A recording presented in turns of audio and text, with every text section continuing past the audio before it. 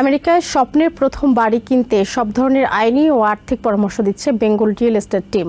এ উপলক্ষে কেলার Williams realty landmark 2-তে আয়োজিত সেমিনারে বক্তারা বলেন, শুধু উদ্যোগ ও প্রয়োজনীয় প্রস্তুতির অভাবেই অনেক ক্রেতা ইচ্ছে থাকলেও বাড়ির মালিক হতে পারছেন না।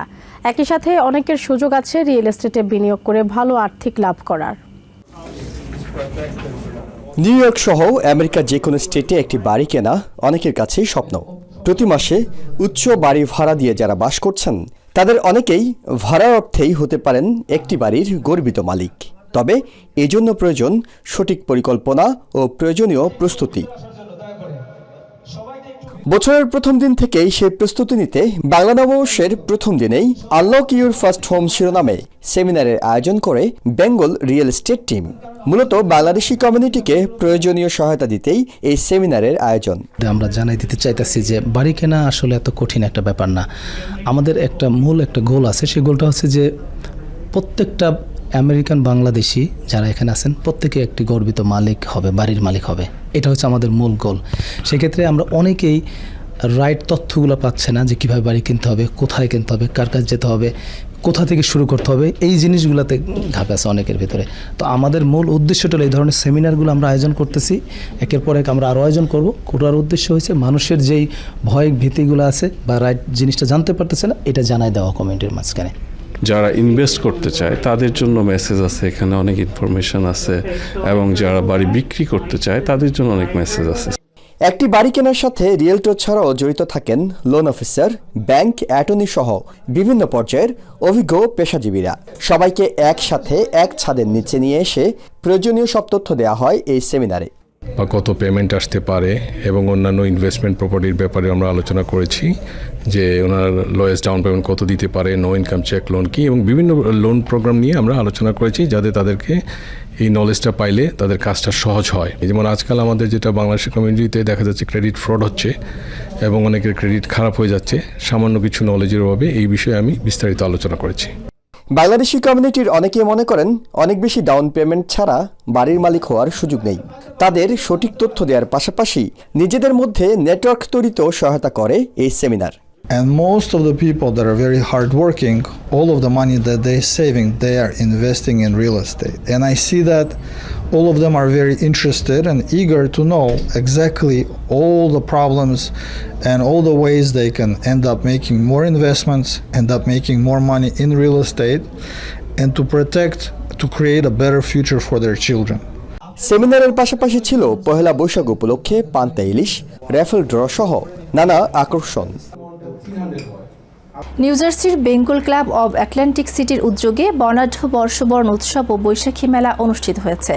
মঙ্গলবার এগ হারবার টাউনশিপের হলি ট্রিনিটি চার্চ মিলনায়তনে আয়োজিত এই উৎসবে ছিল মঙ্গল শোভাযাত্রা, সঙ্গীত, নৃত্য, সংবর্ধনা এবং র্যাফেল ড্র সহ নানা আয়োজন।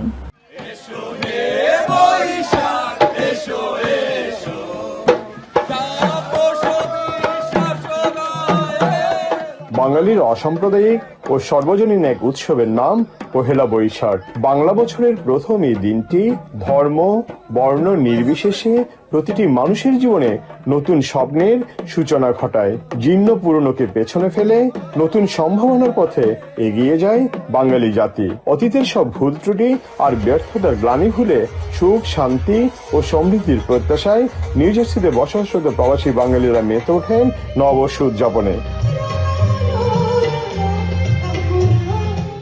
বেঙ্গল ক্লাবের পক্ষ থেকে সবাইকে পয়লা বৈশাখের শুভেচ্ছা, এবং আপনার যারা এখানে সবাই উপস্থিত হয়েছেন সবাইকে পয়লা বৈশাখের শুভেচ্ছা। দেশের মতো প্রবাসেও ধর্ম, বর্ণ নির্বিশেষে সৌহার্দ্য, সম্প্রীতি ও ঐক্য প্রতিষ্ঠায় প্রবাসীদের উদ্বুদ্ধ করে আসছে পহেলা বৈশাখ।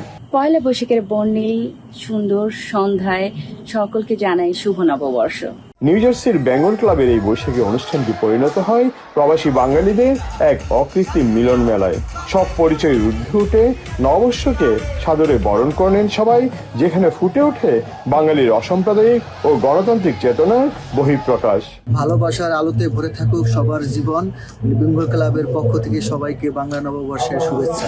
অনুষ্ঠানের সাংস্কৃতিক পরিবেশনায় অংশ নেন সঙ্গীত শিল্পী বিন্দু কণা, নাজিও আহসান, টিনা রাসেল এবং স্বপ্নিল সজীব সহ স্থানীয় শিল্পীরা। প্রতি বছর নেয়, এবছরও আমরা আয়োজন করেছি বৈশাখী মেলা। আপনাদের সবাইকে ধন্যবাদ মেলায় এসে অংশগ্রহণ করার জন্য এবং আমাদের সাথে উপভোগ করার জন্য। অনুষ্ঠানের আয়োজকরা জানান, বাঙালির সাংস্কৃতিক বৈচিত্র্যকে গৌরব আর অহংকারের সাথে তুলে ধরতেই তাদের এই বিশেষ আয়োজন। Wishing everyone a happy and prosperous Bengali New Year. এই উৎসব সফল করার জন্য সংশ্লিষ্ট সবাইকে আন্তরিক ধন্যবাদ ও কৃতজ্ঞতা জানান বেঙ্গল ক্লাব অব অ্যাটলান্টিক সিটির ভারপ্রাপ্ত সভাপতি আলী চৌধুরী, সাধারণ সম্পাদক কাজল বারোই, বর্ষবরণ উৎসবের আহ্বায়ক মনির হোসেন, সদস্য সচিব কাজী লিখন এবং প্রধান সমন্বয়ক মিরাজ খান। বৈশাখের রঙে রঙিন হতে প্রবাসীরা ছুটে এসেছিলেন আজকের এই বৈশাখী মেলায়। বৈশাখের রঙে রঙিন হয়ে তারা ফিরে গেছেন আপন আপন নিরে একরাশ সুখ স্মৃতি নিয়ে। ইরানের সাথে আমেরিকার পরবর্তী আলোচনা আবারও পাকিস্তানি হতে পারে বলে জানিয়েছেন white house press secretary Caroline Leavitt. বুধবার হোয়াইট হাউসে আয়োজিত সংবাদ সম্মেলনে একথা জানান তিনি। ইরান যুদ্ধে আমেরিকার পক্ষ থেকে কোনো ধরনের যুদ্ধবিরতির আবেদন করা হয়নি বলেও দাবি করেন লেভিট। এদিকে ট্রেজারি সেক্রেটারি স্কট বেসেন্ট জানান, গ্রীষ্মের মধ্যেই তেলের দাম গ্যালন প্রতি $3 নিচে নেমে আসবে।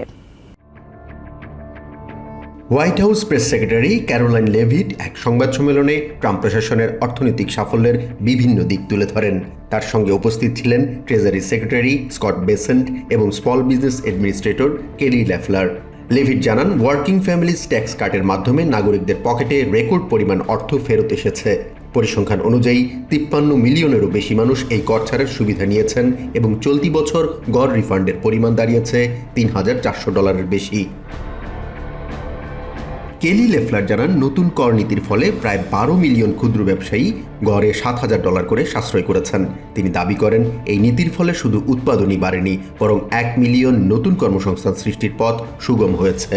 ব্রিফিংয়ে ট্রেজারি সেক্রেটারি স্কট বেসেন্টকে তেলের দাম নিয়ে প্রশ্নের সম্মুখীন হতে হয়। তিনি আশা করেন গ্রীষ্মের মধ্যেই তেলের দাম গ্যালন প্রতি $3 নিচে নেমে আসবে। তিনি স্পষ্ট করে দেন, ইরানের উপর সর্বোচ্চ চাপ বজায় থাকবে। ট্রেজারি সেক্রেটারি সরাসরি জানিয়ে দিয়েছেন, রাশিয়া বা ইরান কারো তেলের উপরই জেনারেল লাইসেন্স বা বিশেষ ছাড় নবায়ন করা হবে না।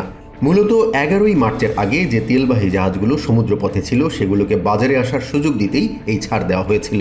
বেসেন্টের মতে, এই তেলের মজুদ এখন শেষ হয়ে গেছে। ইরান যাতে কোনোভাবেই পারমাণবিক অস্ত্র তৈরি করতে না পারে সেজন্য সাময়িক অর্থনৈতিক কষ্ট স্বীকার করতেও প্রশাসন প্রস্তুত বলে জানান বেসেন্ট। এদিকে সাংবাদিকদের প্রশ্নের উত্তরে লেভিট জানান, ইরান যুদ্ধে আমেরিকার পক্ষ থেকে কোনো যুদ্ধবিরতির আবেদন করা হয়নি। এই সংক্রান্ত যেসব খবর রটেছে তা সম্পূর্ণ ভুল বলেও জানান তিনি।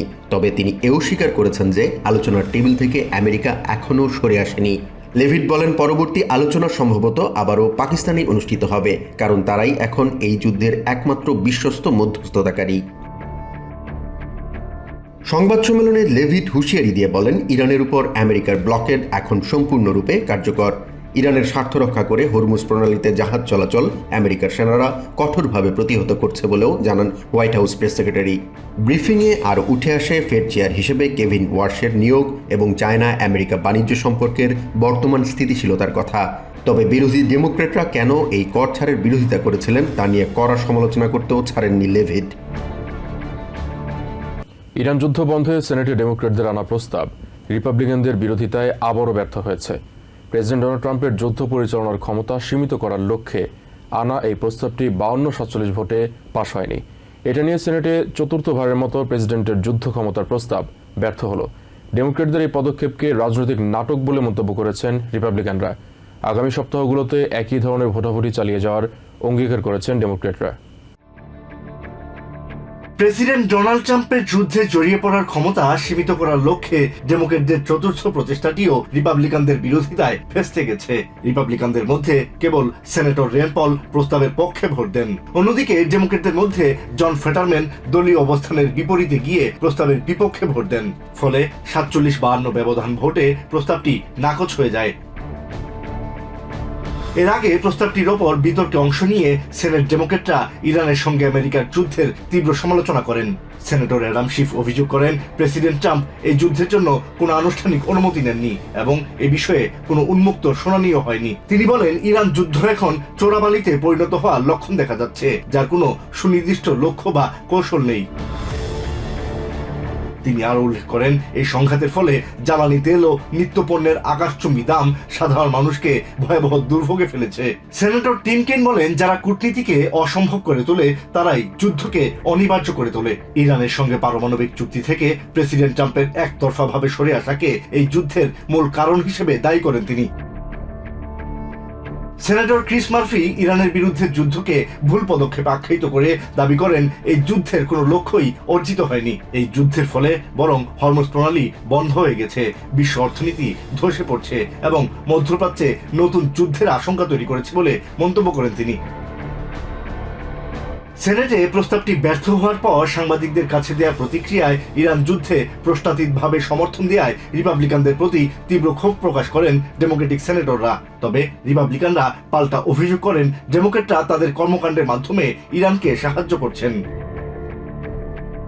চলতি মাসের শেষ দিকে ইরান যুদ্ধের 7 দিন পূর্ণ হতে যাওয়ায় আইনি পরীক্ষার মুখে পড়তে পারে ট্রাম্প প্রশাসন। 1973 সালের ওয়ার পাওয়ার্স অ্যাক্ট অনুযায়ী কংগ্রেসের অনুমোদন ছাড়া এই সময়সীমার পর যুদ্ধ চালিয়ে যাওয়া কঠিন হবে। তবে জিওপির সেনেটর জশ হাউলি আশা প্রকাশ করেন, এই সময়সীমার মধ্যেই চলমান সংঘাত শেষ হবে।